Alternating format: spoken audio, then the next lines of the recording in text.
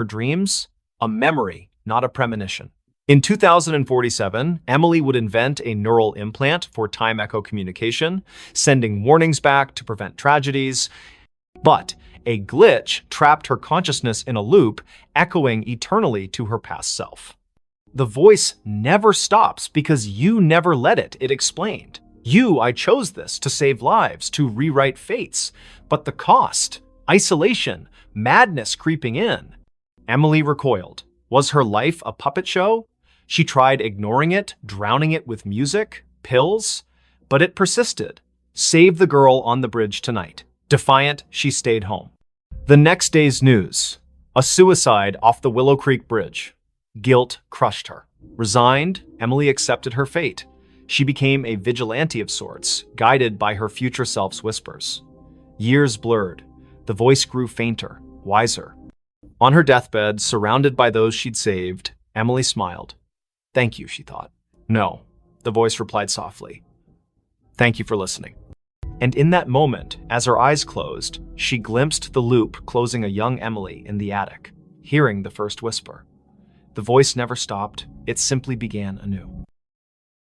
The house that was never on the map. In the fog-shrouded hills of rural Vermont, where GPS signals faltered and old paper maps yellowed in glove compartments, stood a house that defied existence. Dr. Elias Thorne, a cartographer by trade, discovered it by accident during a surveying trip in the fall of 2023. His equipment glitched near Blackwood Forest, a blank spot on every digital map, an oversight on the antiques. Curiosity piqued, he hiked through the brambles and emerged at a clearing. There it was, a Victorian mansion, ivy-choked and weathered, its spires piercing the gray sky like accusing fingers.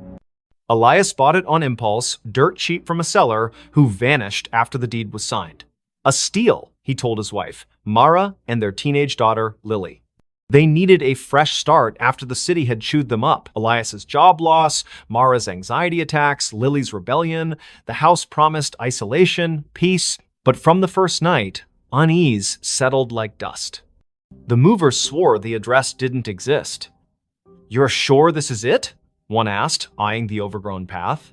Inside, the room smelled of damp earth and forgotten whispers. Elias laughed it off, but Lily found the first anomaly. Her phone's map app showed an empty field where the house should be. Glitch, she muttered, but zooming in revealed nothing. No streets, no landmarks, just void. That evening, as rain lashed the windows, strange sounds began. Not creaks or groans, but echoes, faint conversations from empty rooms, like recordings of lives long past. Mara heard children's laughter in the attic, though the stairs led to a bricked-up wall. Imagination, Elias dismissed, burying himself in his maps. He spread them across the dining table, marking the house's location obsessively. But no matter how he plotted coordinates, the ink bled, lines curving away as if repelled. Lily explored the basement first. Flashlight in hand, she descended creaking stairs into a labyrinth of cobwebbed shelves. Amid dusty crates, she found a leather-bound journal dated 1897. The entry spoke of a builder, Harlan Crow, who constructed the house as a sanctuary from the world's gaze. But later, pages devolved into madness. The walls shift. Doors open to nowhere. It hides us from maps, from reality itself. The last entry, we are not alone. The others, they never left. That night, Lily dreamed of shadows peeling from the walls, forming humanoid shapes that whispered her name. She woke to find her bedroom door ajar, leading not to the hallway, but to a mirrored corridor stretching infinitely. Panicking, she slammed it shut. In the morning, it was normal again.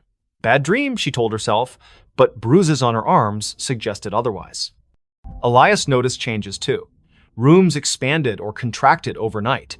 The kitchen, once cozy, now felt cavernous, echoes amplifying every footstep. He measured it, dimensions impossible, defying Euclidean geometry. Non-Euclidean spaces, he murmured, recalling Lovecraftian tales. Mara found solace in the garden, but the flowers wilted under her touch, petals curling like screams. The horrors escalated.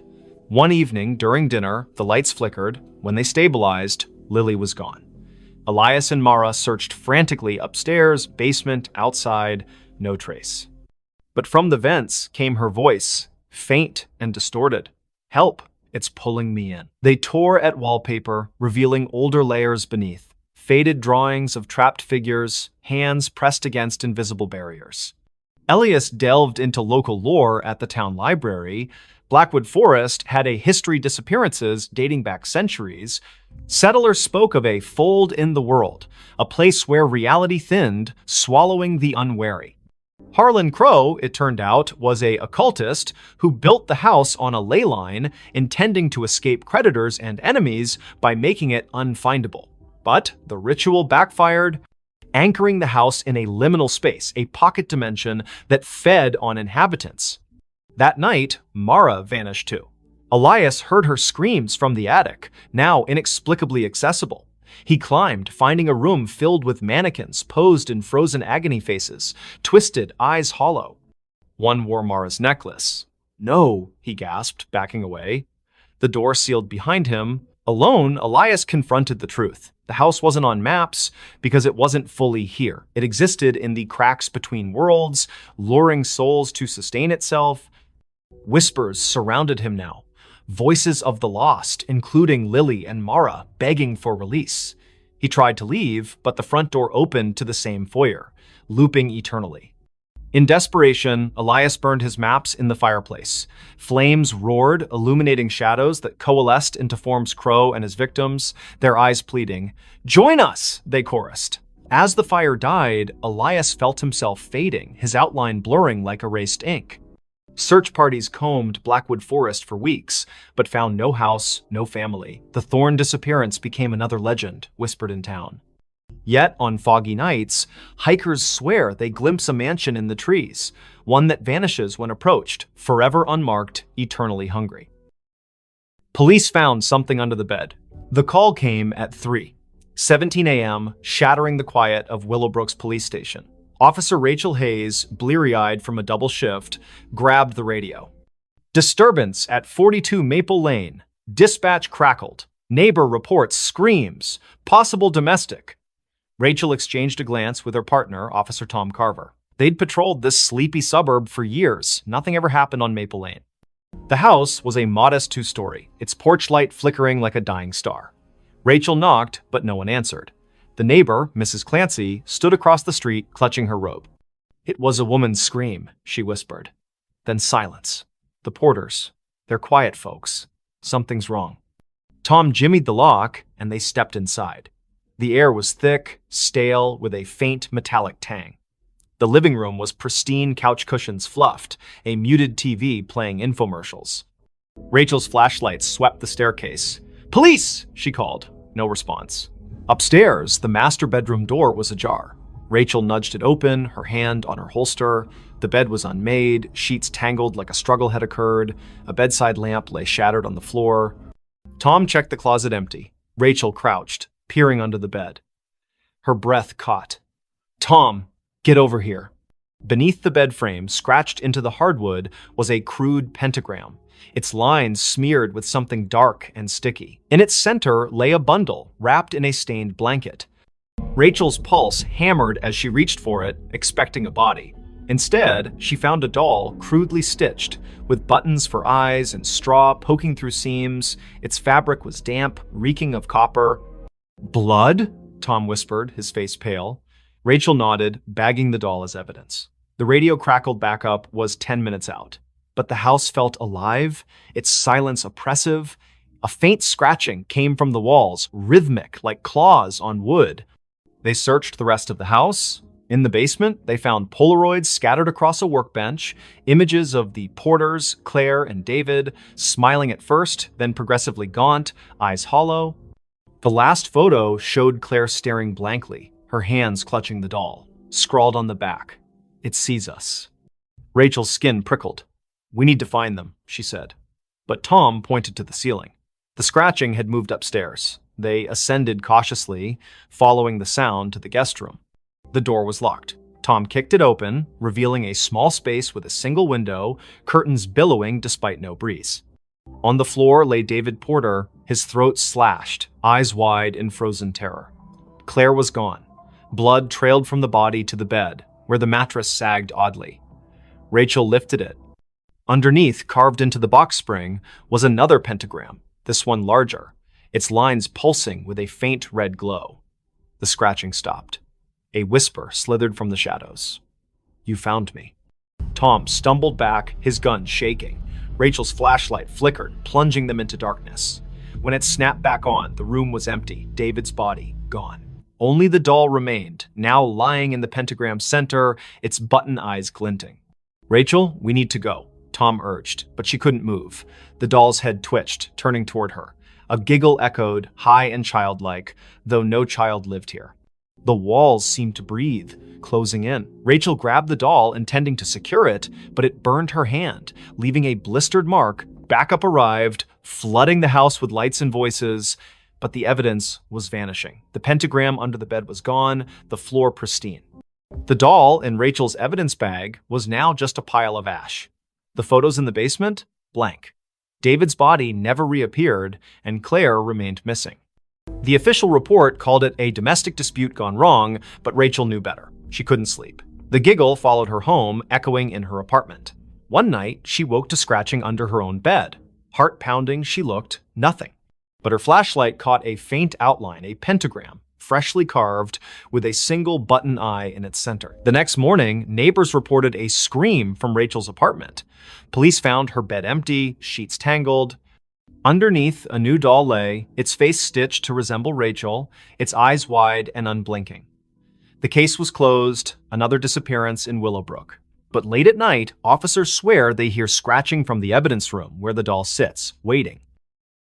She came home, but it wasn't her home. Clara Vance stepped off the Greyhound bus in Hollow Pines, Vermont, her boots crunching on the frost-dusted gravel.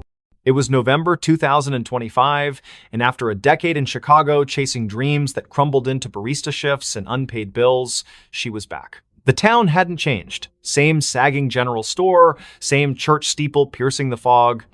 Her childhood home, 17 Birch Road, waited at the edge of town, a two-story relic her mother left her when she passed last year. Clara hadn't been back since the funeral. The key turned stiffly in the lock, the door groaning as if reluctant. Inside, the air was stale, heavy with dust and memory.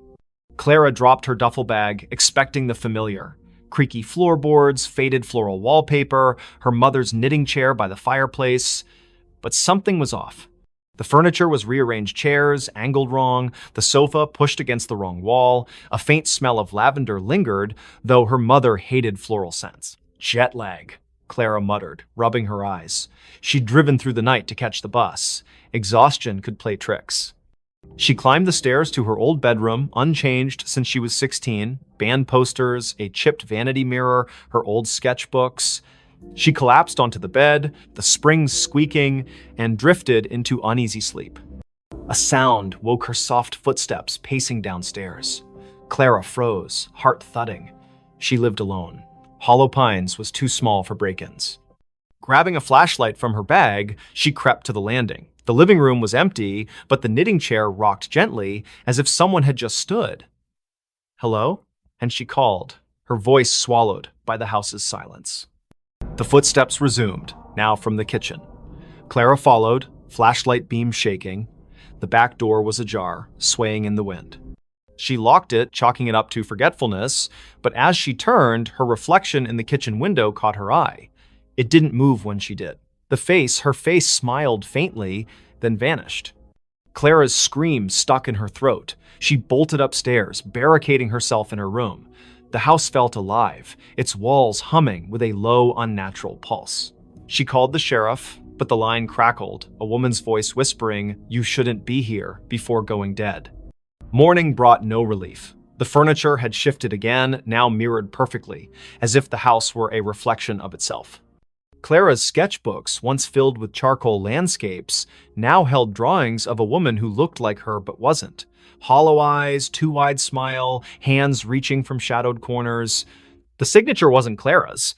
She fled to the general store, begging for answers. Old Mr. Harrow, the clerk, paled when she mentioned 17 Birch Road. "That house," he whispered, "it's cursed. Been empty since your mom died. Folks say it. Mimics things. People, places. He told of a girl in the 1950s, Abigail, who vanished after moving in. Locals swore they saw her afterward, but she was wrong. Her smile too sharp, her eyes too dark. Clara laughed it off small-town superstition, but dread gnawed at her. Back at the house, she found a trap door under the rug, one she'd never seen as a child. It led to a basement, damp and cold, its walls etched with spiraling symbols that pulsed faintly under her flashlight. At the center stood a cracked mirror, twice her height. In it, Clara saw not herself, but the other woman, her doppelganger, wearing Clara's clothes, mimicking her movements with a delay, like a lagging video feed. "This is my home now," the reflection mouthed, voice echoing in Clara's skull. She stumbled back, tripping over a box of her mother's things. Inside was a diary, pages brittle.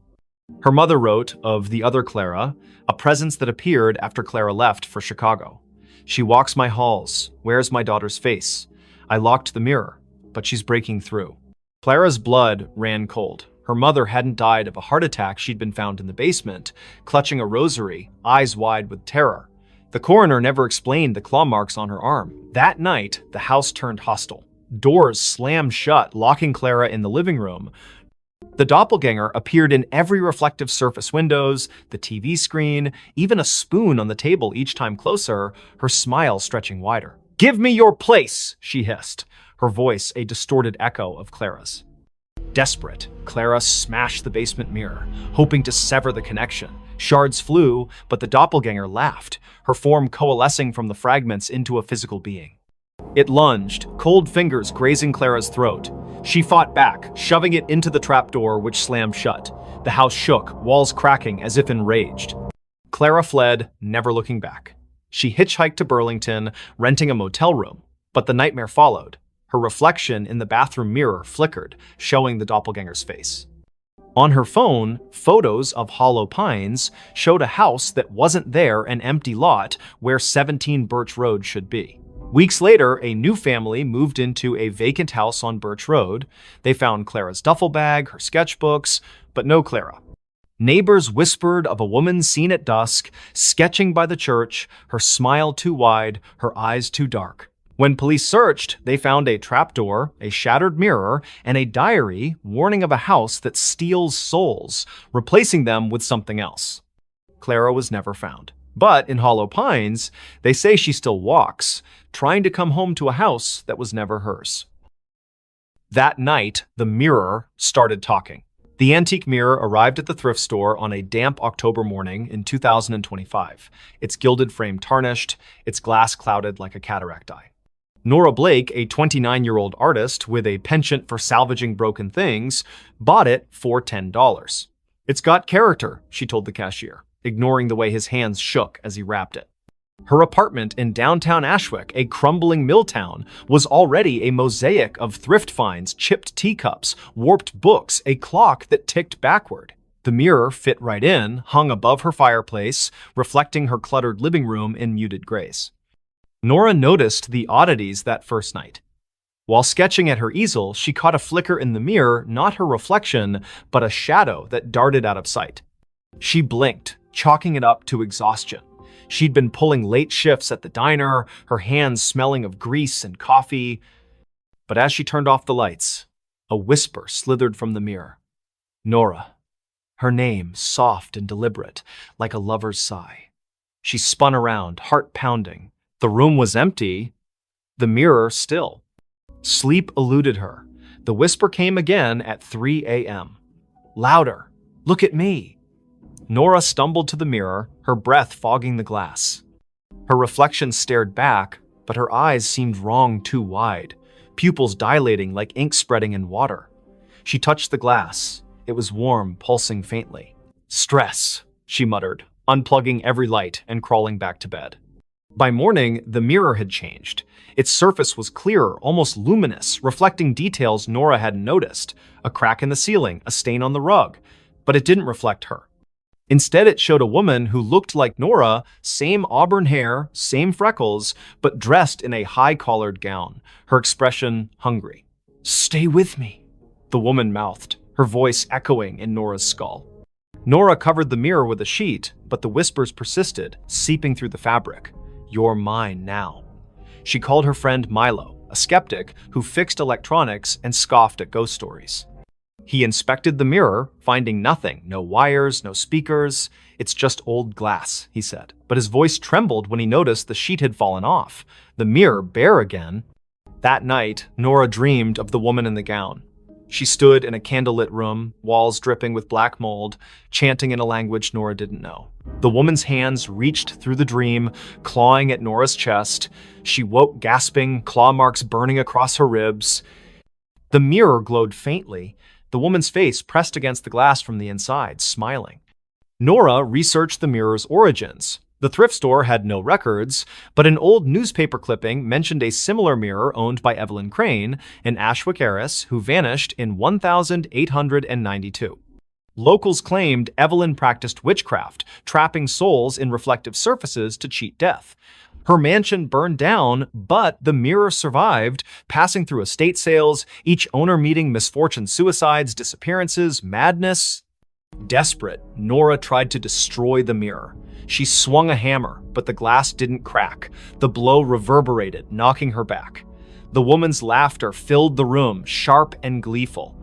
"You can't break me." Objects began moving, books slid off shelves, teacups shattered. The mirror's reflection showed not her apartment, but Evelyn's charred mansion, its walls alive with writhing shadows. Milo returned, pale but determined, with a priestess from a local Wiccan group. She burned sage, chanting protections, but the air grew heavy, the temperature plummeting. The mirror pulsed, and Evelyn's voice boomed. "This is my vessel." The priestess screamed, blood trickling from her nose, and fled. Milo stayed, gripping Nora's hand. "We burn it," he said. They doused the mirror in gasoline, but the flames wouldn't catch. Instead, the mirror's surface rippled, and Evelyn stepped out, her form solidifying, gown pristine, eyes black voids. Nora and Milo ran, but the apartment's doors locked, windows sealed. Evelyn's laughter chased them, her footsteps heavy. "You invited me in," she taunted, her fingers brushing Nora's neck, cold as frostbite. In a final stand, Nora faced the mirror, staring into Evelyn's eyes. "Take me, but leave him," she pleaded. The mirror flared, and Nora felt herself pulled inside, her body dissolving into light. She saw Evelyn's memories, betrayals, rituals, a desperate pact with something ancient. Then, darkness. Milo woke in the apartment, alone. The mirror was gone, the wall bare. Nora's sketchbooks lay open, filled with drawings of Evelyn's face. Police searched, but Nora was another Ashwick disappearance. Milo kept quiet, fearing disbelief, but he never returned to the apartment. Months later, a new tenant hung a cheap mirror above the fireplace. That night, it whispered, "Look at me." And in its reflection, Nora's face appeared, her eyes too wide, her smile not her own. The final note before disappearing. In the sleepy coastal town of Greyhaven, where the Atlantic's waves whispered secrets to the cliffs, the old lighthouse on Widow's Point stood abandoned. Its beacon hadn't spun since 1987, when keeper Amos Reed vanished, leaving only a cryptic note in the logbook. "The song calls. I must answer." Locals avoided the place, claiming the wind carried eerie melodies at night. But for Lena Harper, a 34-year-old composer with a faltering career, the lighthouse was a last chance to find inspiration. Lena arrived in October 2025, renting a cottage near the cliffs. Her symphony, meant to revive her reputation, was due in a month, but her mind was blank. Haunted by failures and a recent divorce, the lighthouse, looming against the gray sky, felt like a muse. She ignored the townsfolk's warnings, superstitions about siren songs and missing keepers. "It's just an old tower," she told herself, hauling her violin and notebook up the spiral stairs. The interior was frozen in time. Rusted lanterns, a cracked logbook, and a gramophone in the keeper's quarters, its needle poised over a warped record. Lena set up her recorder, hoping to capture the ocean's rhythm for her score. That night, as fog smothered the coast, she played her violin, the notes echoing off the stone walls. Then, faintly, another melody answered a haunting, wordless hum that seemed to rise from the sea. Lena stopped, her bow trembling. The hum continued, weaving through her own music, both beautiful and wrong, like a lullaby sung by something ancient.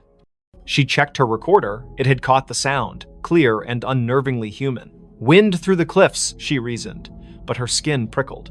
The gramophone needle twitched, spinning the record without power. The hum grew louder, now a voice. "Play with me." She fled to the cottage, locking the door. Sleep brought nightmares, shadows with liquid eyes, hands pulling her toward the waves.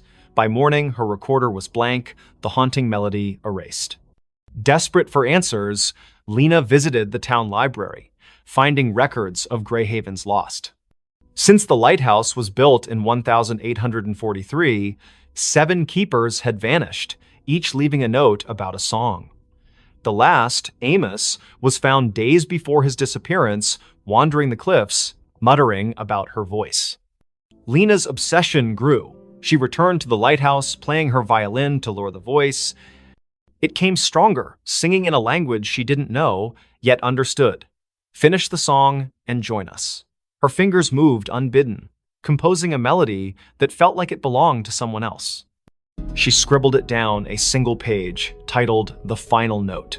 It was perfect, her masterpiece, but writing it left her drained, her reflection in the lantern room's glass pale and unfamiliar.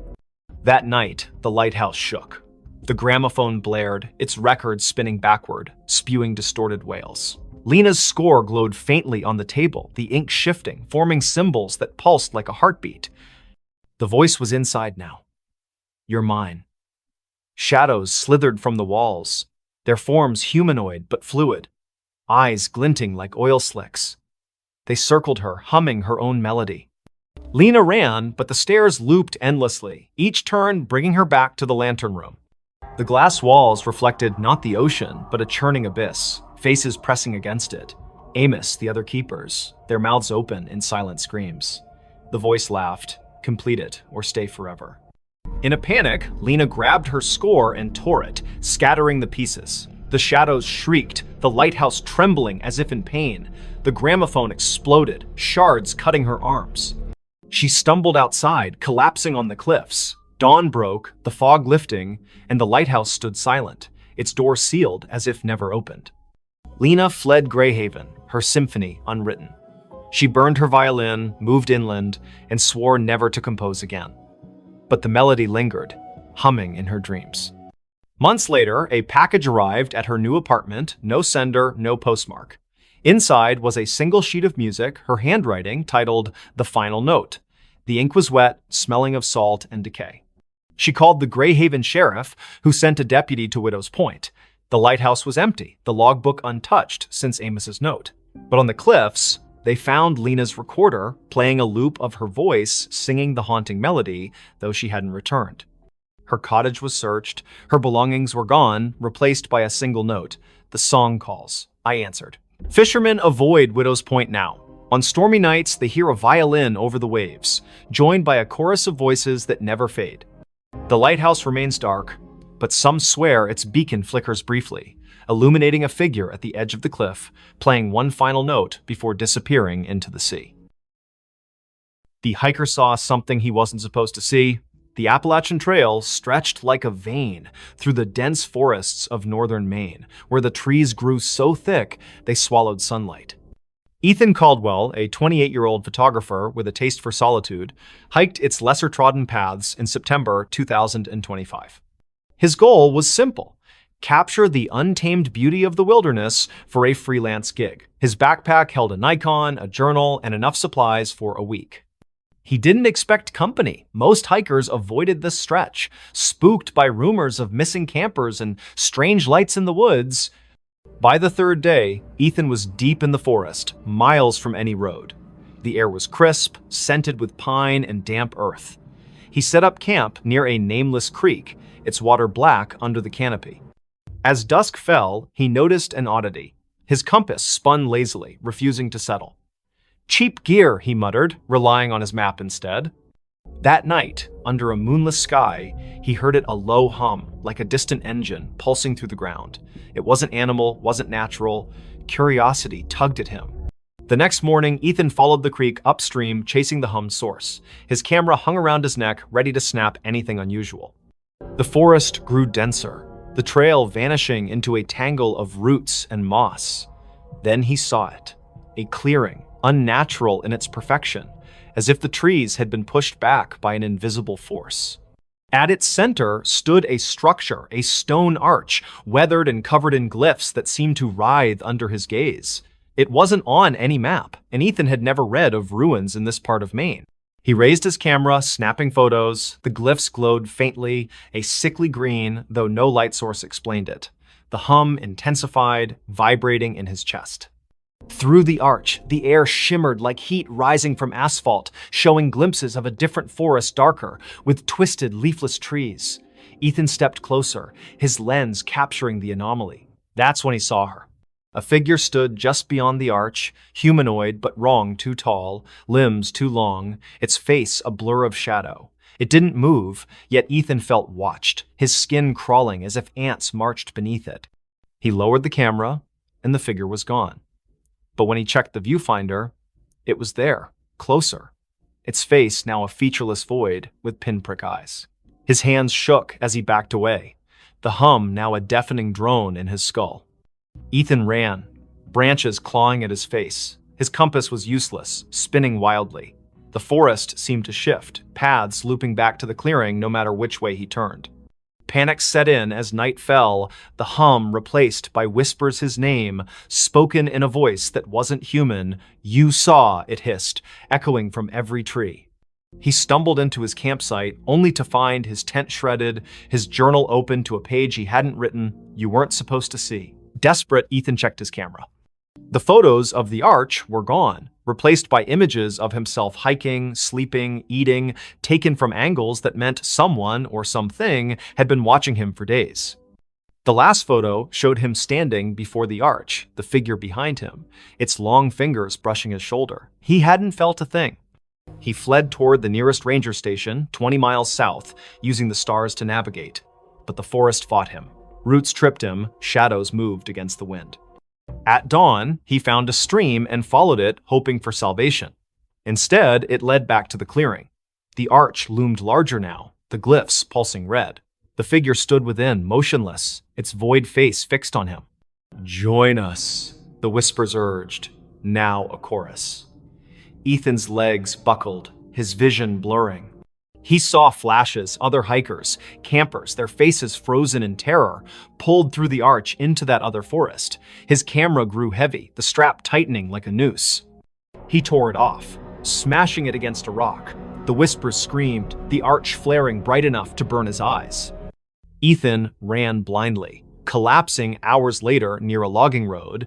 A trucker found him, incoherent, babbling about an arch and eyes in the dark. Rangers searched, but found no clearing, no structure. Ethan's camera was gone, his journal blank except for that one scrawled note.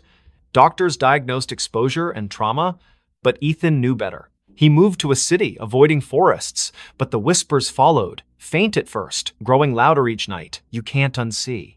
Months later, a hiker found a single photo wedged in a tree on the Appalachian Trail, a grainy shot of Ethan standing before a stone arch, his face pale, eyes wide. Behind him, a figure loomed, its fingers on his shoulder. The hiker burned the photo, fearing it would follow him too.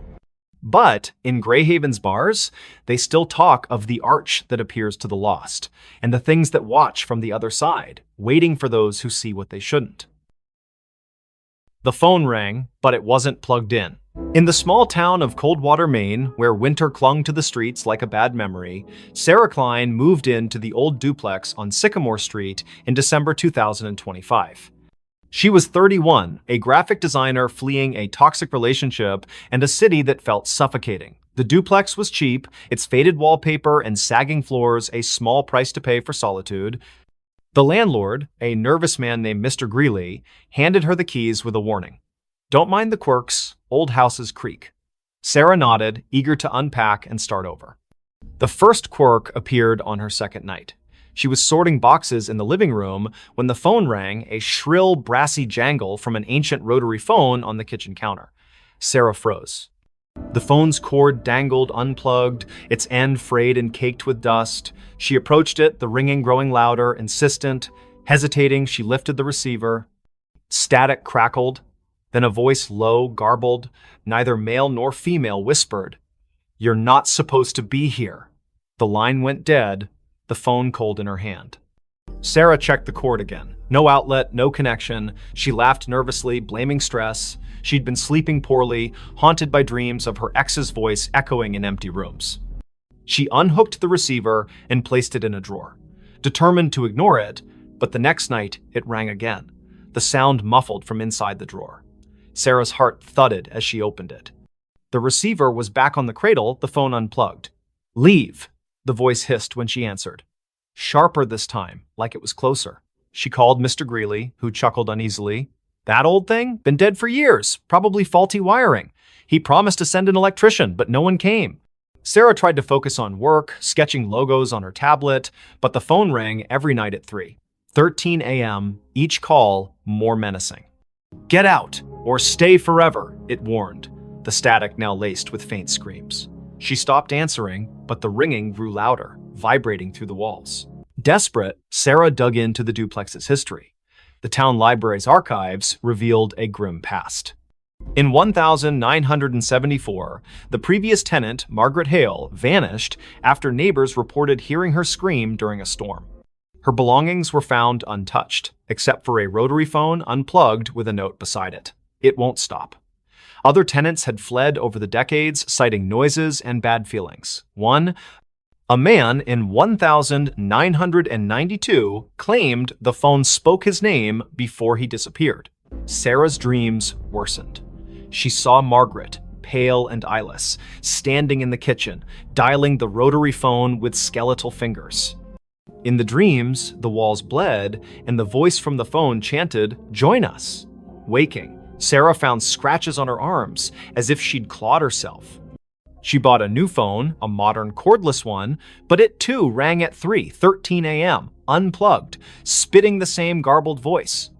She tried to leave, packed a bag, booked a motel, but the duplex's doors wouldn't open, locks jammed, windows stuck, her car keys vanished, reappearing on the kitchen counter beside the rotary phone. In a panic, she smashed the phone with a hammer. The plastic cracked, but the ringing continued, now emanating from the walls, the floor, her own skull. "You can't break me," the voice laughed. Sarah turned to the internet, posting on X about haunted phones in Coldwater. A local, @MainMysteries, replied with a thread about Sycamore Street. The duplex was built on a forgotten burial ground, desecrated in the 1800s. Mediums had visited, claiming a presence, something old, something angry, trapped souls of those who lived there, using the phone as a conduit. The thread ended abruptly. The user hadn't posted since. That night, the ringing was deafening. Sarah, sleepless and fraying, answered. The voice was clear now, almost her own. "Look behind you." She spun, seeing nothing but shadows. But in the hallway mirror, a figure stood Margaret, her face a rotting mask, her hands reaching through the glass. Sarah screamed, dropping the receiver. The lights flickered, and the air grew heavy, smelling of wet earth and decay. She barricaded herself in the bedroom, but the walls pulsed, whispering her name. The phone, shattered, reassembled itself on her nightstand, ringing relentlessly. In a final act of defiance, Sarah burned sage, chanting prayers she half remembered from childhood. The ringing stopped, replaced by a howl that shook the duplex. The mirror cracked, and Margaret's form lunged, cold fingers grazing Sarah's throat. Sarah blacked out. She woke at dawn, sprawled on the kitchen floor, the phone silent, its cord still unplugged. The doors opened easily now. She fled, leaving everything behind. The motel clerk in the next town swore she checked in alone, but Sarah felt watched, the voice's echo lingering in her ears. Weeks later, a new tenant moved into the duplex. They found a rotary phone, pristine, on the counter. That night, it rang, unplugged, whispering a new name. In Coldwater, they don't talk about Sycamore Street anymore. But those who pass the duplex at 3:13 a.m. hear it, a faint brassy jangle, and a voice that begs, "Answer me." They dug up the backyard. In the quiet suburb of Elmwood, where picket fences and manicured lawns defined normalcy, the Hargrove family moved into 23 Oak Lane in the spring of 2025. The house was a steal, a charming craftsman with a sprawling backyard, snapped up after the previous owners vanished without a trace. Jenna Hargrove, a single mother of 37, saw it as a fresh start for her and her 12-year-old son, Lucas. The realtor glossed over the prior owner's disappearance, blaming financial troubles. Jenna, eager to escape her own past, didn't press. The backyard was Lucas's favorite part. Overgrown with wildflowers and shaded by an ancient oak, it begged for exploration. He wanted to build a treehouse, so Jenna hired a local landscaper, Mr. Polk, to clear the tangle of weeds and level the ground. Polk, a grizzled man with eyes like chipped flint, hesitated. "Folks say this yard's bad luck," he muttered, glancing at the oak. "Last owners dug here. Never seen again." Jenna laughed it off small-town gossip. The digging began on a Saturday, the air thick with the scent of turned earth. Lucas watched from the porch, sketching the oak in his notebook. Polk's crew unearthed roots and rocks, but by noon, they hit something hard. A metallic clang echoed as a shovel struck a rusted box the size of a small coffin, buried 3 feet down. Polk pried it open, revealing a collection of bones, human, weathered, and arranged in a spiral. A cracked locket lay at the center, its photo faded but showing a woman with hollow eyes. Jenna called the police. Sheriff Tate arrived, his face grim. "Not the first time," he said, bagging the bones. He wouldn't elaborate, but Lucas overheard him whisper to a deputy about the Oak Lane curse. The bones were sent for analysis, and digging stopped. That night, the house felt different. The air was heavy, the silence oppressive. Lucas woke to scratching beneath his bedroom floor, like nails clawing wood. "Mice," Jenna reassured him, but her voice wavered. The next day, Lucas found his sketchbook open to a new drawing, not his. The oak was depicted, its branches twisting into faces, their mouths open in silent screams. Jenna, pale, insisted it was a prank, but Lucas noticed her hands trembling. That evening, the backyard changed. The wildflowers wilted, their petals blackening. The oak's shadow seemed to stretch too far, pooling like ink across the lawn. At midnight, the scratching returned, now from the backyard. Lucas peered out his window and froze. The oak's branches swayed, though no wind stirred. Figures moved in the shadows, vague, humanoid shapes that flickered like bad film reels. He woke Jenna, who saw nothing but felt a chill that wasn't there before. "We're leaving tomorrow," she promised. But the car wouldn't start in the morning, its battery drained. Sheriff Tate returned with news. The bones were over a century old, likely from a family that lived on the land in the 1870s. They'd vanished after digging a well under the oak, leaving behind rumors of a deal with something in the earth. The locket's photo matched a missing woman, Eliza Marrow, rumored to have practiced rituals to bind the land. Tate warned Jenna to stay out of the backyard, but Lucas couldn't resist. He sneaked out at dusk, drawn to the oak. The ground where the box was found had shifted, forming a shallow pit. Inside, the locket lay again, open, its photo now clear Jenna's face, not Eliza's. Lucas screamed, dropping it, the ground pulsed, and a voice whispered from the pit, "You dug too deep!" Jenna found him, dragging him inside. The house locked itself, doors jammed, windows sealed. The scratching became a pounding, shaking the walls. Shadows oozed from the floorboards, forming shapes with too many limbs, their eyes glinting like wet stones. "Give us the boy," they hissed, their voices a chorus of gravel and wind. Jenna clutched Lucas, barricading them in the bathroom. She burned sage, a trick from her grandmother, but the smoke curled into symbols matching those on the locket. The shadows laughed, their forms pressing against the door. In desperation, Jenna grabbed a kitchen knife and carved a circle around them, chanting half-remembered prayers. The pounding stopped, but the air grew colder, the shadows retreating to the backyard. At dawn, the doors opened. Jenna and Lucas fled to a motel. Sheriff Tate searched the house, finding nothing. No locket, no pit, just fresh dirt under the oak, as if untouched. The Hargroves never returned. The house was sold again to a young couple who ignored the rumors. They started digging for a garden, and the oak's shadow grew longer. Weeks later, a neighbor reported screams from 23 Oak Lane.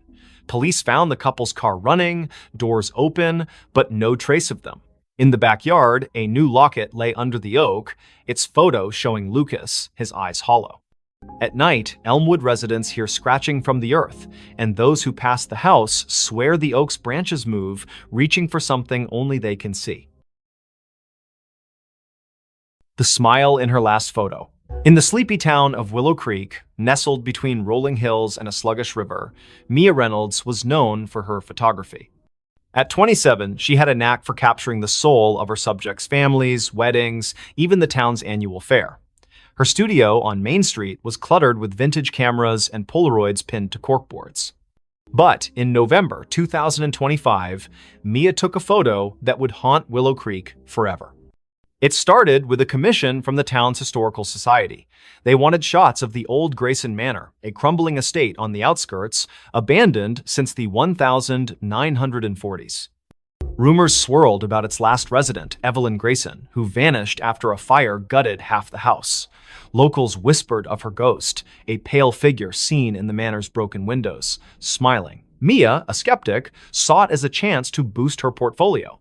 She arrived at the manor on a foggy afternoon, her Nikon slung around her neck. The air was heavy, smelling of damp wood and something sour like rotting flowers. The manor loomed, its spires jagged against the gray sky, windows like empty eyes. Inside, dust motes danced in her flashlight's beam, illuminating peeling wallpaper and charred furniture. Mia snapped photos, the click of her shutter echoing in the silence. In the upstairs parlor, she found a cracked vanity mirror, its surface clouded but oddly warm to the touch. As she framed a shot, her camera's viewfinder flickered, showing not the room, but a woman pale, with long dark hair, wearing a tattered dress. Her smile was too wide, stretching beyond human limits, her eyes black voids. Mia gasped, lowering the camera. The room was empty, but the mirror reflected the woman, her head tilting as if studying Mia. Heart pounding, Mia fled, her photos untouched. Back at her studio, she developed the images. Most were normal, dusty rooms, broken stairs, but the last photo, taken in the parlor, showed the woman standing behind Mia, her smile splitting her face. Mia's own reflection in the photo was wrong, her eyes wide with terror she didn't remember feeling. She burned the print, but the image lingered in her mind, that smile searing itself into her dreams. That night, her studio phone rang, though the line had been disconnected for months. Static crackled, followed by a voice, soft, feminine, giggling, "You saw me." Mia yanked the cord from the wall, but the ringing continued, now from her cell phone, then her laptop, then nowhere, and everywhere. She locked the studio and ran home, but the giggling followed, echoing in her apartment's walls. Mia confided in her friend Caleb, a librarian with a passion for local history. He dug into Grayson Manor's past, uncovering Evelyn's story. In 1943, Evelyn, a recluse, was suspected of occult practices. Neighbors reported strange lights and chants from the manor. The night of the fire, Evelyn was seen smiling through the flames, unharmed, before vanishing. Her last photo, taken days earlier, showed that same unnatural smile, her eyes black as ink. Caleb warned Mia to stay away, but she couldn't. The manor pulled her back, her camera heavy in her hands. She returned at dusk, the air colder, the manor darker. In the parlor, the mirror glowed faintly, and the woman Evelyn stepped out, her form flickering like a bad signal. "Take my picture," she whispered, her voice in Mia's skull. Mia's hands moved against her will, snapping a photo. The camera burned her fingers, and the mirror cracked, shards falling like rain. Mia ran, but the manor's doors slammed shut, trapping her. Shadows writhed, forming figures with Evelyn's smile, their mouths stretching impossibly wide. "You're part of me now," they chanted, their voices a chorus of giggles. Mia's camera flashed on its own, each shot showing her own face, morphing, her smile widening, her eyes darkening. Caleb found her car outside the manor the next day, the doors locked, her camera inside. The last photo showed Mia, her face unrecognizable, smiling that same grotesque smile. The manor was empty, no trace of her. Caleb burned the camera, but the giggling followed him home, echoing from every reflective surface, mirrors, windows, even his glasses. Willow Creek sealed the manor, but Mia's photos began appearing around town, tacked to lampposts, slipped under doors. Each showed her with that smile, her eyes black, standing in places she'd never been. Those who kept the photos heard the giggling, saw her in their mirrors. The town stopped taking pictures, afraid of what their cameras might capture. But at night, in Willow Creek's quiet streets, some swear they see Mia smiling, her camera flashing, waiting for someone new to see her last photo. A child's cry in an empty house. In the forgotten outskirts of Dunhaven, a Rust Belt town where factories stood like tombstones, the house at 9 Hollow Road was a local legend.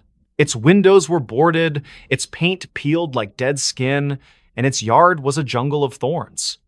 No one had lived there since the 1980s, when the Miller family vanished parents, 2 kids gone overnight. The only trace was a child's shoe found in the attic, stained with something the police never identified. In November 2025, Nora Ellis, a 34-year-old true crime podcaster, saw the house as her next big story. Nora arrived with her recorder, a flashlight, and a skeptical smirk. Dunhaven's locals warned her away, whispering of cries heard at midnight, lights flickering in empty rooms. "Ghost stories pay the bills," she told her producer over the phone, setting up in the house's foyer. The air was thick, smelling of mildew and something sharper, like burnt sugar. Her recorder hummed, capturing the silence until a faint sob broke through, a child's voice trembling from upstairs. Nora froze. The house was supposed to be empty. She called out, "Hello?" Her voice echoed, unanswered, but the sobbing grew louder, coming from the attic. She climbed the stairs, their creaks swallowing her footsteps. The attic door was ajar, though town records swore it was nailed shut after the Millers' disappearance. Inside, the air was colder, the darkness heavier. Her flashlight caught a child's drawing on the floor, stick figures in a circle, their heads scratched out, red crayon dripping like blood. The sobbing stopped. Nora's recorder crackled, replaying the cry on loop, though she hadn't touched it. "Help me," the voice whispered, now inside her head. She stumbled back, her flashlight flickering. In its beam, she saw movement, a small figure darting behind a pile of moldy boxes. "Who's there?" she shouted, but the attic was empty again. Her recorder now played a different sound, laughter, high and cruel, layered over the sobs. Nora dug into the Millers' case that night, holed up in a motel. Old newspaper clippings told of the family's odd behavior before they vanished, parents pale and withdrawn, the children, Anna and Tim, seen drawing strange symbols in the yard. A neighbor claimed Anna spoke of friends in the walls who sang to her. The police found no bodies, no clues, only that shoe, a girl's sneaker, size 3, with stains that tested inconclusive. Back at the house the next day, Nora set up motion sensor cameras. At dusk, the sobbing returned, now from the basement. She descended, the stairs slick with dampness. The basement was a maze of crates and rusted pipes, the air thick with the burnt sugar smell. Her camera caught nothing, but her recorder picked up whispers. "Stay with us." A child's handprint appeared on a crate, wet and glistening, though the floor was dry. Nora's skin crawled as the sobbing turned to giggles, echoing from every corner. She found a loose floorboard, prying it up to reveal a tin box. Inside were Anna's drawings, dozens of them, showing a faceless figure with too many arms, surrounded by crying children. A note, in childish scrawl, read, "They want us to stay forever." As Nora read, the basement door slammed shut. Her flashlight died, and the giggles became screams. Not a child's, but something older, hungrier. "You found us," it hissed. Nora's cameras failed, their footage corrupted, showing only static with faint outlines of a child's face, eyes black. She ran, but the house seemed to shift, hallways looping, doors leading back to the basement. In the attic, the drawings had multiplied, covering the walls, now depicting Nora alongside the faceless figure. Her recorder played her own voice, screaming, though she hadn't opened her mouth. Desperate, she smashed a boarded window, crawling into the thorn-choked yard. The cries followed, now outside, circling her. She stumbled to her car, driving to the motel, but the rearview mirror showed Anna's face, her eyes hollow, her mouth a gaping smile. Nora swerved, nearly crashing, and the face vanished. The next day, she returned with a priest, Father Daniels, who paled at the house's threshold. "This isn't a haunting," he whispered. "It's a trap." He sprinkled holy water, but it hissed, evaporating on the floor. The cries erupted, shaking the walls, and the priest fled, clutching his cross. Nora stayed, recording one last episode. Whatever took the Millers is still here. It wants me too. That night, Nora vanished. Her car was found at 9 Hollow Road, her recorder inside, playing a loop of a child's cry and her own screams. The house was empty, the drawings gone, but neighbors reported lights in the attic. A new family moved in months later, unaware of the history. Their daughter found a shoe in the attic, Nora's stained with something red. At midnight, they heard it, a child's cry echoing from an empty house, calling them to stay. The elevator never stopped on the same floor. In the heart of Ashwood City, where skyscrapers cast long shadows over neon-lit streets, the Crestview Towers stood as a relic of faded glory. Built in the 1970s, its 30 floors housed a mix of offices, apartments, and rumors of strange happenings. By December 2025, most tenants had fled, spooked by flickering lights and whispers in the halls. But for Riley Tate, a 29-year-old freelance coder scraping by, the cheap rent on the 22nd floor was worth the eerie vibes. Riley noticed the elevator's quirk on her first day. She pressed 22, but the car stopped on 13. A floor marked storage on the panel, its doors opening to a dark hallway lined with rusted lockers. The air was stale, smelling of mildew and something metallic. She jabbed the close button, but the elevator lingered, as if waiting. Old wiring, she muttered, ignoring the faint hum like a distant voice coming from the corridor. The next day, it happened again. She pressed 22, but the elevator stopped on 7, revealing a dimly lit floor with peeling wallpaper and a child's tricycle tipped over in the hall. No one lived on 7. The landlord, Mr. Voss, a gaunt man with nervous eyes, swore it was vacant. Riley's skin prickled as the hum returned, now forming words, "Stay." She slammed the close button, her heart racing as the door shut. By the third night, the elevator never reached her floor. She'd pressed 22, but it stopped randomly 15, 9, 26, each floor wrong, each hallway different. Floor 15 had mirrors lining the walls, reflecting not Riley, but a pale figure with her face, eyes black and unblinking. Floor 9 smelled of ash, its walls scorched, with claw marks gouged into the plaster. Floor 26 was freezing, its windows frosted over, showing a city skyline that wasn't Ashwood's jagged alien under a red sky. Riley stopped using the elevator, taking the stairs, but the stairwell was no better. Doors to random floors were unlocked, leading to the same strange halls she'd seen from the elevator. Her phone's GPS showed her at Crestview Towers, but the coordinates flickered, sometimes placing her miles away in an empty field. She called Voss, who dismissed her concerns. "Old buildings creak," he said, but his voice trembled. Desperate, Riley researched the tower's history on X and in the city library. Crestview was built on the site of a 1920s asylum razed after a fire killed dozens. Survivors spoke of an elevator to nowhere, a lift that trapped patients in looping corridors, never reaching their intended floor. The asylum's last director, Dr. DNM, Alara Finch, vanished in the fire, leaving a journal describing doorways that opened to other places, other times, sealed by rituals she couldn't complete. Riley's nights grew sleepless. The elevator dinged at odd hours, its doors opening on her floor, revealing those wrong hallways. One night, she woke to find her apartment door ajar, the elevator waiting. A voice, Alara's, she later learned, whispered from the car, "Come inside." Riley slammed her door, barricading it with a chair, but her laptop left on displayed a live feed of herself sleeping, filmed from above her bed. No camera was there. She confronted Voss, who paled at the mention of the elevator.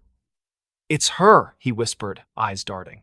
"Alara, she never left."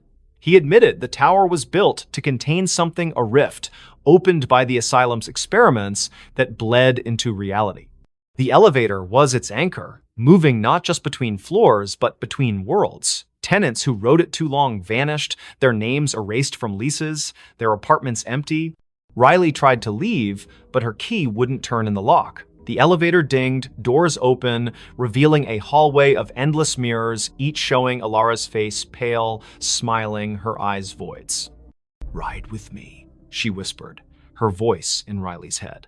Riley ran to the stairwell, but it looped back to the elevator, the car waiting like a predator. In a final stand, Riley entered the elevator, clutching a knife. She pressed every button, hoping to break the cycle. The car lurched, stopping on no floor marked on the panel.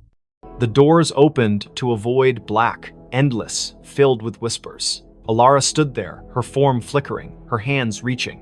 Riley slashed wildly, the knife passing through air, but the elevator shook, sparks flying, the doors shut, and the car plummeted.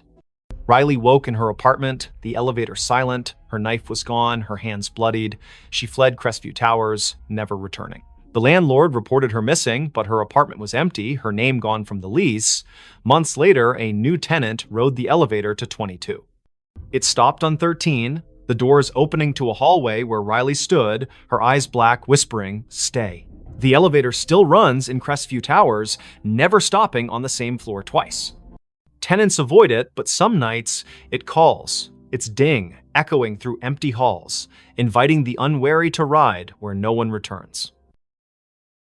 Knock from the invisible. In the remote village of Thornwick, nestled deep in the fog-drenched valleys of upstate New York, the old Whitaker cottage stood alone at the edge of Blackthorn Woods. Its clapboard walls sagged and its windows were clouded with grime, yet it drew Clara Wren, a 32-year-old writer seeking solitude to finish her novel. In January 2026, she rented the cottage, ignoring the locals' warnings about its history. "People don't stay long," the grocer said, his eyes darting to the woods. "It knocks, and then it takes." Clara dismissed it as folklore. The cottage was perfect, isolated, cheap, with a stone fireplace and a view of snow-laden pines. She unpacked her laptop, notebooks, and a thermos of coffee, settling into a rhythm of writing by day and stoking the fire by night. But on her third night, as a storm howled outside, she heard it, 3 sharp knocks on the front door.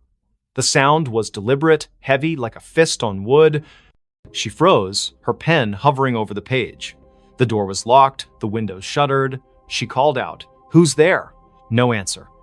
The wind screamed, but the knocks came again, 3, slow, from the door. Clara grabbed a flashlight and peered through the peephole. Nothing but swirling snow. She opened the door, heart pounding, but the porch was empty, the snow undisturbed, no footprints, no tracks. The knocks returned the next night, now from the bedroom wall. 3, always 3, rhythmic and insistent. Clara checked every inch of the cottage attic, crawl space, even under the floorboards. Nothing. Her phone had no signal, the Wi-Fi dead. She drove to town, asking about the cottage's past. The librarian, an elderly woman named Mrs. Hale, paled. "The Whitakers," she whispered. "They built it in 1890.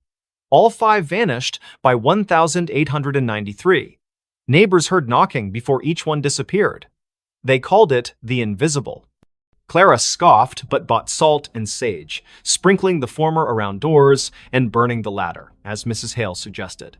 That night, the knocks moved to the ceiling, louder, shaking dust from the beams. "Let me in," a voice whispered, soft and genderless, seeping from the walls. Clara's flashlight caught movement, a shadow darting across the room, formless yet heavy like a weight in the air.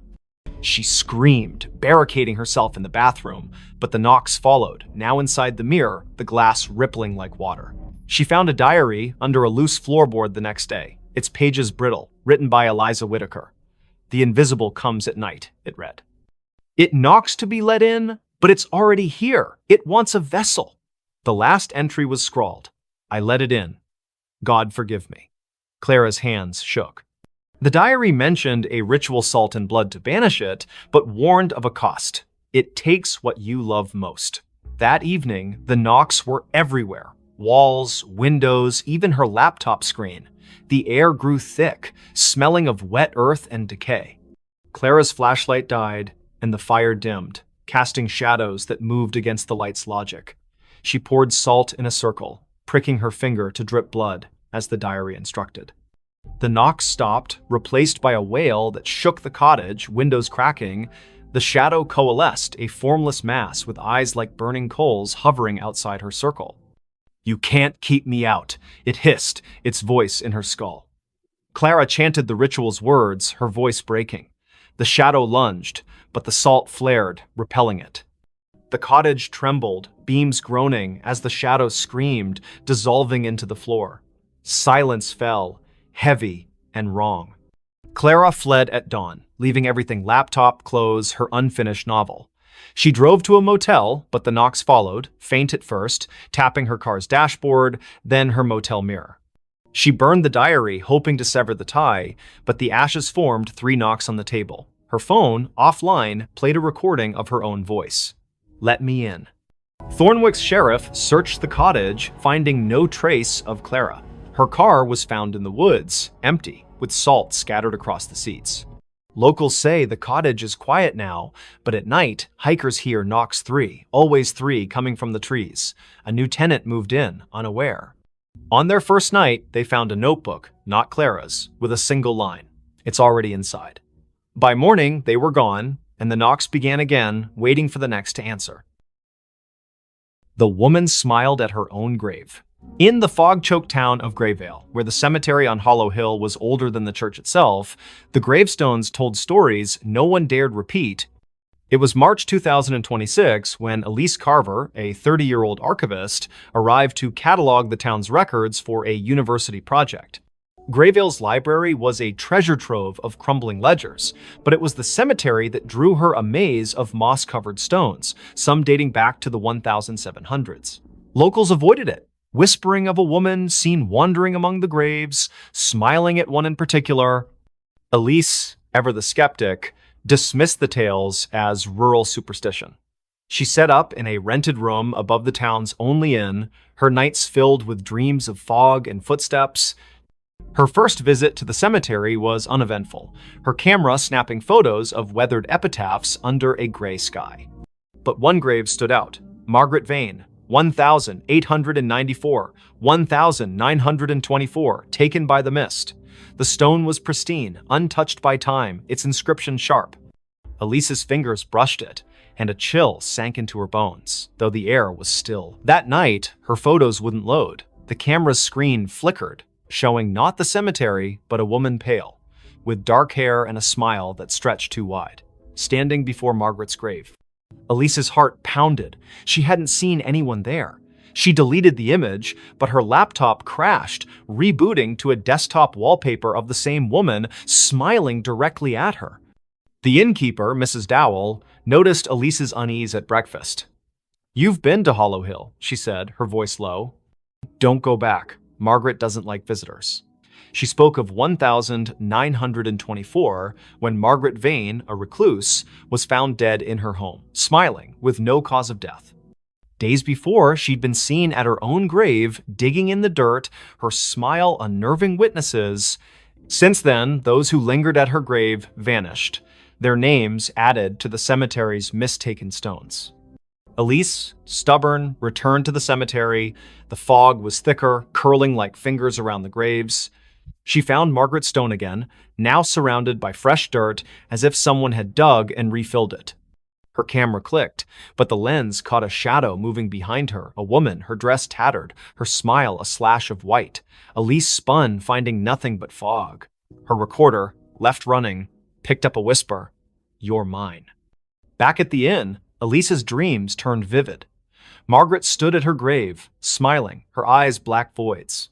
"Join me," she mouthed, her voice echoing in the room. Elise woke to find her window open, fog seeping in, and her camera full of new photos. Her sleeping, her walking, her standing at the grave, Margaret always behind her, smiling.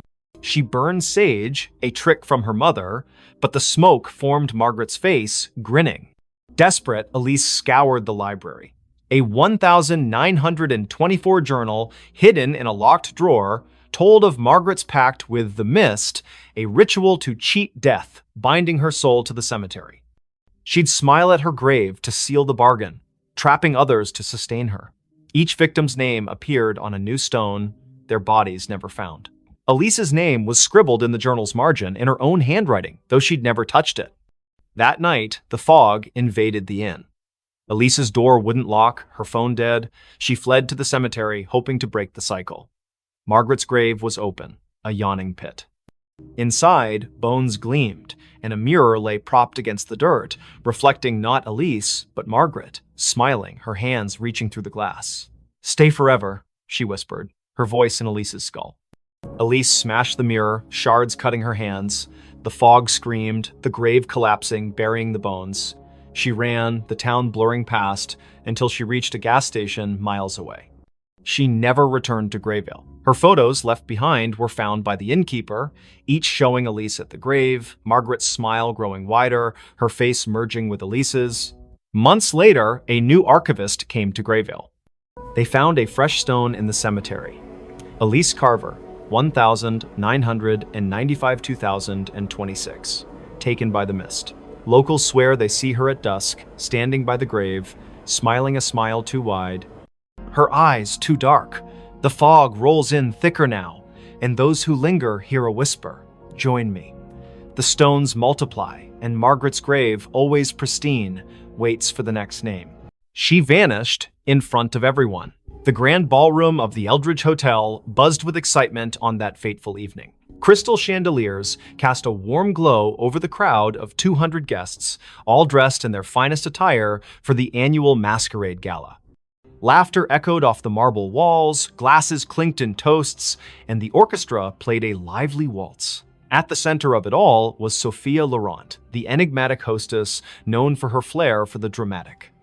Sophia was a vision in a flowing crimson gown that shimmered like liquid fire under the lights. Her mask, adorned with feathers and jewels, concealed her eyes but not her radiant smile. She was a socialite, a philanthropist, and rumor had it, a woman with secrets deeper than the ocean. "Tonight," she announced from the stage, her voice silky and commanding, "I shall perform a feat that will leave you breathless, a vanishing act right before your eyes." The audience murmured in anticipation.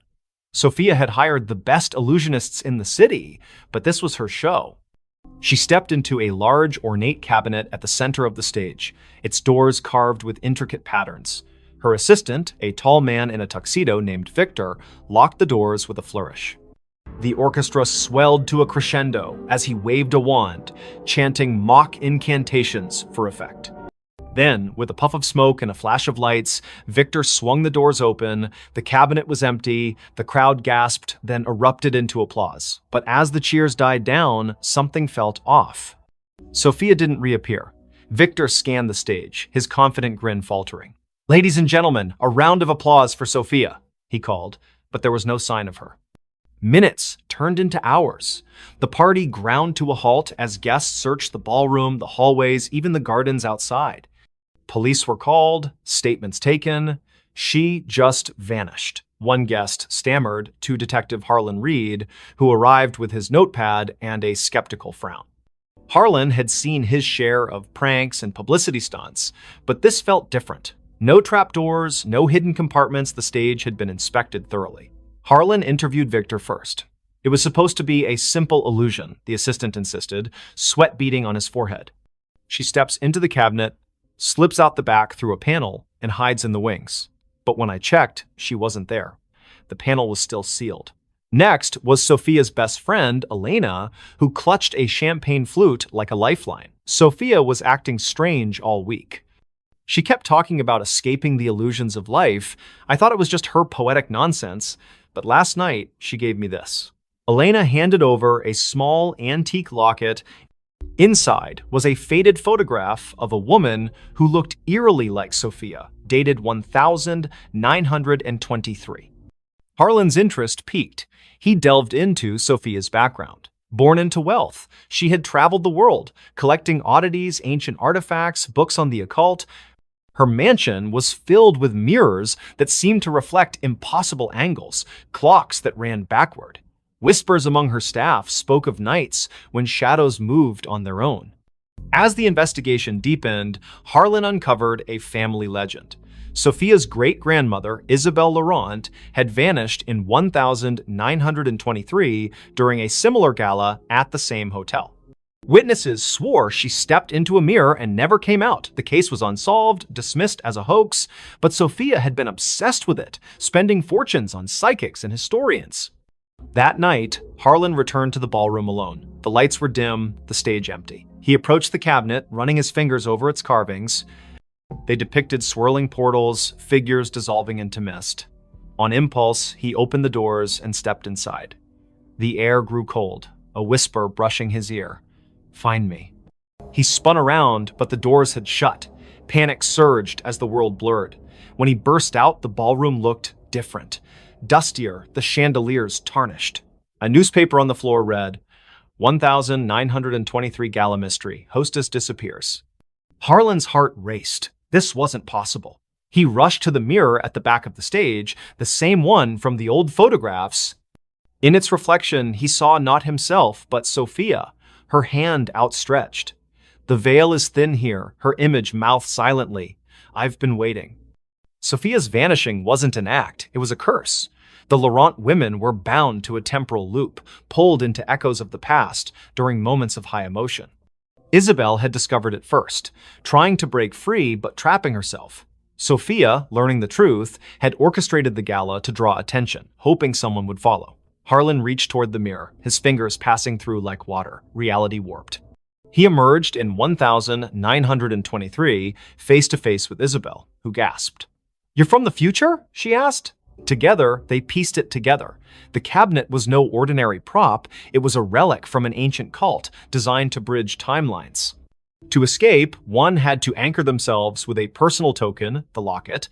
Harlan, with Elena's locket in hand, chanted the incantation inscribed inside. A vortex opened, pulling him back, but he wasn't alone. Sophia materialized beside him, gasping for air, her gown disheveled. Back in the present, the crowd had dispersed, but Elena waited. Sophia embraced her friend, tears streaming. "I saw it all, the past, the echoes. I almost didn't make it back." The police called it a hoax, but those who knew the truth kept silent. Sophia retired from the spotlight, donating the cabinet to a museum with a warning. Some illusions are doors best left closed.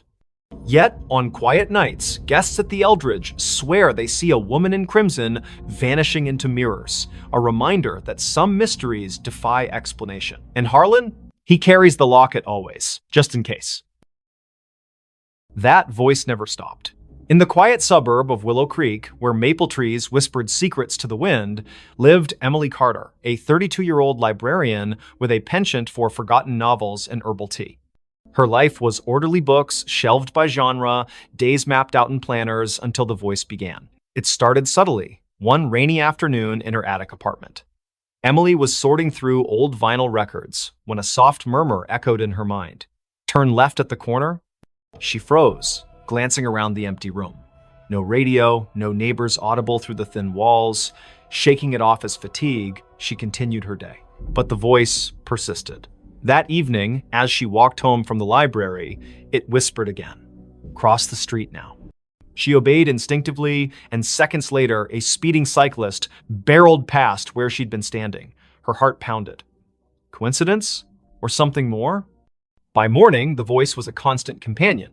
"Don't eat the yogurt, it's spoiled." Sure enough, the carton smelled off. "Call your sister, she needs you." Emily dialed, and her sister Sarah answered in tears, her job lost, spiraling into despair. The voice guided Emily through comforting words, turning the call into a lifeline. At first, Emily embraced it. "Guardian angel," she joked to herself, researching auditory hallucinations online. But doctors found nothing wrong. No tumors, no schizophrenia markers. Stress-induced, one psychiatrist said. Yet the voice grew bolder, more insistent. "Go to the park at dusk, bench by the fountain." Emily complied, curiosity overriding caution. There, an elderly man sat, clutching a faded photo. The voice urged, "Ask about his daughter." The man, Mr. Harlan, poured out his story, a child lost decades ago in a hit and run. Emily's questions led to a breakthrough. She recalled a library archive mentioning a similar unsolved case. Together, they uncovered clues pointing to a local businessman.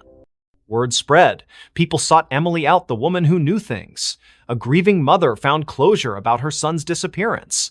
A businessman avoided a fraudulent deal. The voice was infallible, but it never revealed its source. "Who are you?" Emily pleaded silently one night, staring at her reflection. "A friend," it replied, warm yet distant. As months passed, The voice's demands escalated. Break into the old warehouse on Elm Street.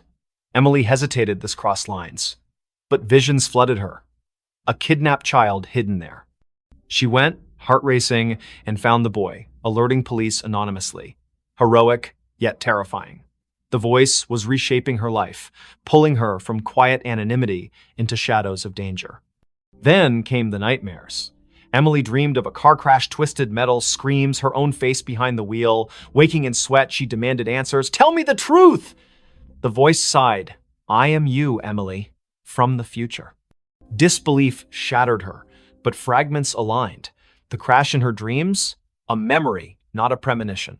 In 2047, Emily would invent a neural implant for time echo communication, sending warnings back to prevent tragedies.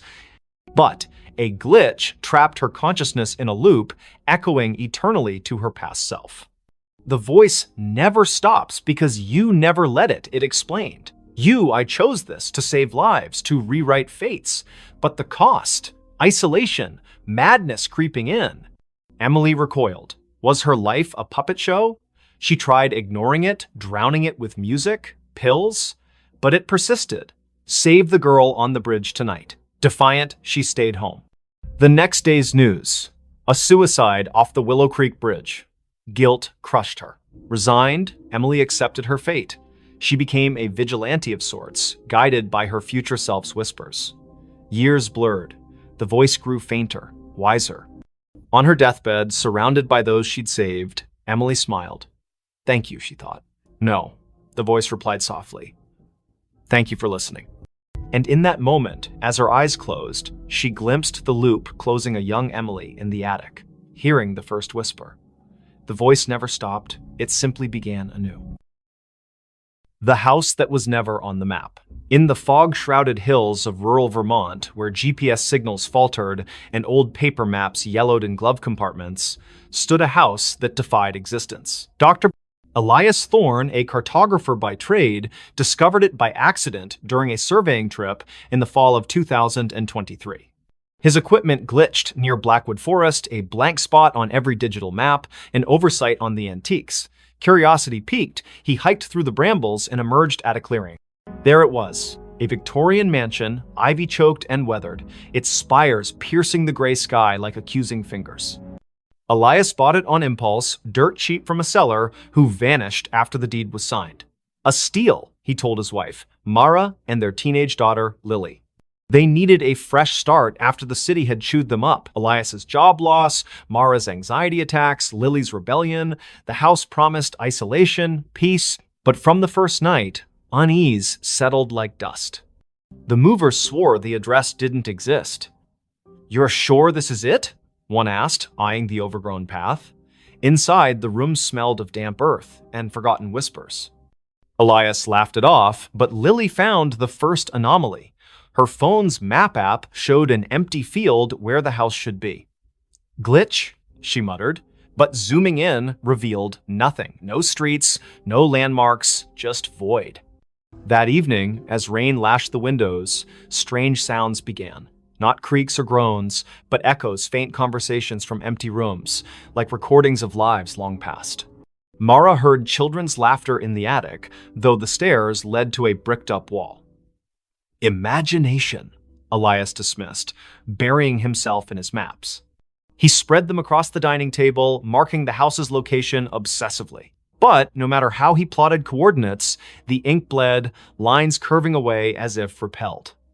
Lily explored the basement first.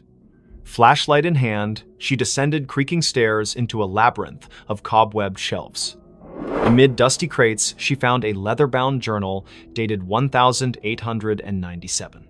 The entry spoke of a builder, Harlan Crow, who constructed the house as a sanctuary from the world's gaze. But later, pages devolved into madness. The walls shift. Doors open to nowhere. It hides us from maps, from reality itself. The last entry, we are not alone. The others, they never left. That night, Lily dreamed of shadows peeling from the walls, forming humanoid shapes that whispered her name. She woke to find her bedroom door ajar, leading not to the hallway, but to a mirrored corridor stretching infinitely. Panicking, she slammed it shut. In the morning, it was normal again. Bad dream, she told herself, but bruises on her arms suggested otherwise. Elias noticed changes too. Rooms expanded or contracted overnight. The kitchen, once cozy, now felt cavernous, echoes amplifying every footstep. He measured it, dimensions impossible, defying Euclidean geometry. Non-Euclidean spaces, he murmured, recalling Lovecraftian tales. Mara found solace in the garden, but the flowers wilted under her touch, petals curling like screams. The horrors escalated. One evening, during dinner, the lights flickered. When they stabilized, Lily was gone. Elias and Mara searched frantically upstairs, basement, outside, no trace. But from the vents came her voice, faint and distorted. "Help, it's pulling me in." They tore at wallpaper, revealing older layers beneath. Faded drawings of trapped figures, hands pressed against invisible barriers. Elias delved into local lore at the town library. Blackwood Forest had a history of disappearances dating back centuries. Settlers spoke of a fold in the world, a place where reality thinned, swallowing the unwary. Harlan Crow, it turned out, was an occultist who built the house on a ley line, intending to escape creditors and enemies by making it unfindable. But the ritual backfired, anchoring the house in a liminal space, a pocket dimension that fed on inhabitants. That night, Mara vanished too. Elias heard her screams from the attic, now inexplicably accessible. He climbed, finding a room filled with mannequins posed in frozen agony faces.